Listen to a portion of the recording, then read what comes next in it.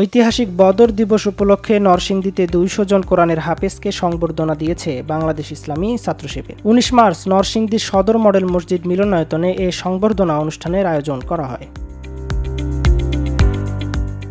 নরসিংদী জেলা ছাত্র শিবিরের সভাপতি মোহাম্মদ রুহুল আমিনের সভাপতিত্বে ও জেলা সেক্রেটারি মোহাম্মদ তৌহিদুল ইসলামের সঞ্চালনায় এই অনুষ্ঠান পরিচালনা করা হয়। অনুষ্ঠানে প্রধান অতিথি হিসেবে উপস্থিত ছিলেন নরসিংদী জেলা জামায়াতে আমির মাওলানা মোসলেহউদ্দিন।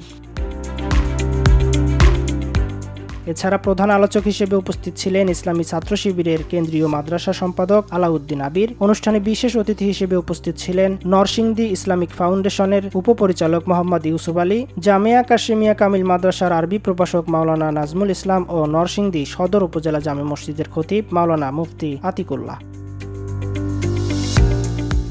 প্রধান অতিথি তার বক্তব্যে বলেন, মানব জাতিকে মুক্তির পথ দেখানোর জন্য মহান আল্লাহ তাআলা কোরআন নাজিল করেছেন। কোরআন কল্যাণ, অকল্যাণ, ভালো মন্দ, ন্যায় অন্যায়ের পার্থক্য করে। কোরআনের হাফেজেরা আল্লাহ তাআলার কাছে সম্মানিত। সমাপনী বক্তব্যে তিনি হাফেজগণকে হেফজ করার পর অর্থসহ পবিত্র কোরআন অধ্যয়ন ও তা বাস্তব জীবনে পালন করার আহ্বান জানান।